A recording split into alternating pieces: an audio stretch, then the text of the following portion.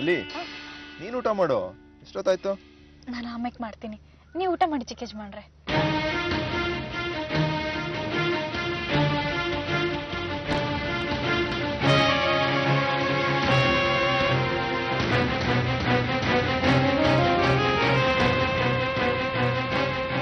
ಈಗ ಅರಮನೆ ಒಳಗಿರೋ ರೂಮ್ ಒಳಗೆ ನೀವು ಹೋಗ್ಬೇಕೋ ಬ್ಯಾಡ್ವೋ ಅದ್ ಅಯ್ಯಯ್ಯೋ, ಮೊದ್ಲು ಹೋಗ್ಬೇಕು ಚಂದ್ರಿ, ನನ್ಗಂತೂ ಇರೋದಕ್ಕೆ ಸಾಧ್ಯನೇ ಇಲ್ಲ.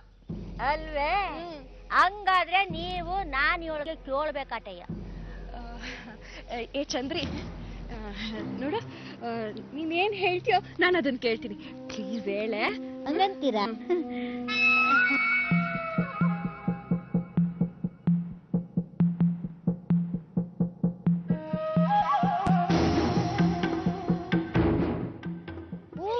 ಏನಾಯ್ತು ಚಂದ್ರಿ, ಯಾಕೆಷ್ಟು ಬಡ್ಕೋತಾ ಇದೀಯಾ?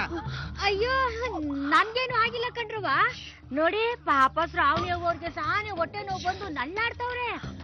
ಅದಕ್ಕೆ ಈಗಷ್ಟೇ ನೋಡ್ಕೊಂಡ್ ಬಂದಿದ್ನಲ್ಲ, ಚೆನ್ನಾಗಿರ್ಲಲ್ಲ, ಇಷ್ಟ ಬೇಗ ಇಷ್ಟೊಂದು ಹೊಟ್ಟೆ ನೋವು ಬಂದ್ಬಿಡ್ತಾ? ಅಯ್ಯೋ, ನೀವು ಚೆನ್ನಾಗಿ ಹೇಳ್ತೀರಿ ಕಂದ್ಬಿಡಿ. ಅಲ್ಲ, ಹೊಟ್ಟೆ ನೋವು, ರೋಗ, ಕೆಮ್ಮು, ಜ್ವರ ಎಲ್ಲ ಹೇಳಿ ಕೇಳಿ ಬಂದದ್ಯಾ. ನೀವೇ ನೋಡಿ, ಶ್ರಾವಣಿ ಅಮ್ಮವ್ರು ಹೇಟೊಂದು ಒದ್ದಾಡ್ತವ್ರೆ. ಅಮ್ಮ, ಚಂದ್ರಿ,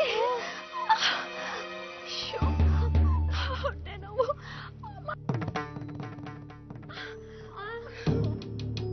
ಸರಿ ಇರು, ನಾನು ಔಷಧಿ ತಂದ್ಕೊಡ್ತೀನಿ.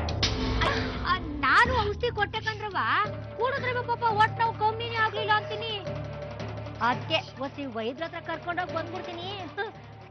ಆಯ್ತಾಯ್ತು. ಹೇಳ್ದಂಗ್ ಮಾಡಿ, ಬುದ್ಧಿ ಇಲ್ಲ ನಿಮ್ಗೆ.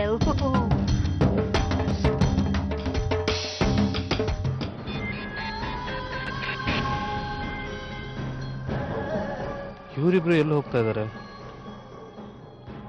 ಚಂದ್ರ ಏನಾದ್ರೂ ಹೊಸ ಆಟ ಆಡೋಕ್ ಶುರು ಮಾಡ. ಹಾಗಾದ್ರೆ ಅದೇನಿರ್ಬೋದು?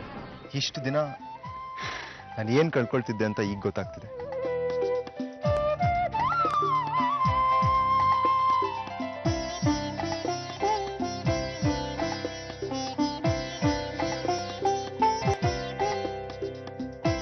ಈ ಜಮೀನ್ ನಂದಾಗಿದ್ರು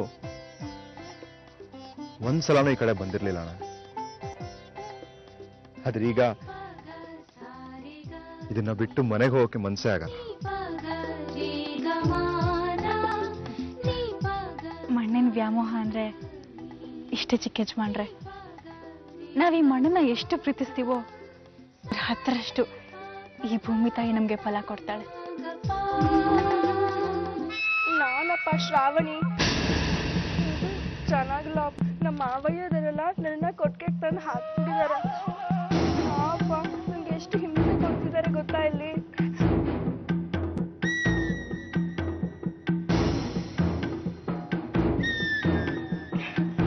ಅಪ್ಪ, ನೀವು ಬೇಗ ಬನ್ನಿ ಪಾಪಿ. ಏನ್ ನೋಡ್ತಿದ್ದೀರಾ ಇಂದ್ರ? ಮಳೆ ಬರೋ ತರ ಇದೆ ಮಲ್ಲಿ. ಯೋಚನೆ ಮಾಡ್ಬಿಡಿ ಚಿಕ್ಕ ಯಜಮಾನ್ರೆ, ಗಾಳಿ ಬೀರೋದ್ರಿಂದ ಮಳೆಯಿಂದ ಜೋರಾಗಿ ಬರಲ್ಲ ಬಿಡಿ.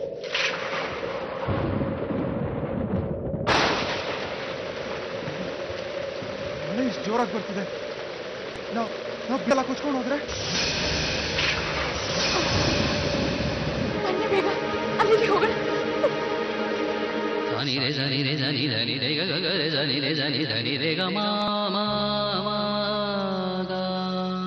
ಯಜಮಾನ್ರೆ, ಏನಾಯ್ತು?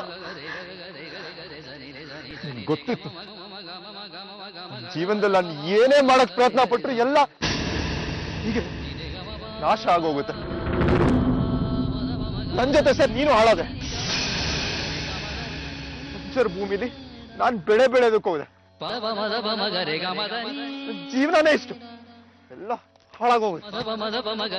ಸರ್ ಭೂಮಿನೂ ನನ್ನ ಜೀವನದ ತರಾನೇ ಏನು ಸರಿಯಾಗಲ್ಲ. ಚಿಕ್ಕ ಯಜಮಾನ್ರೆ, ಚಿಕ್ಕ ಯಜಮಾನ್ರೆ. ಮಗನೇ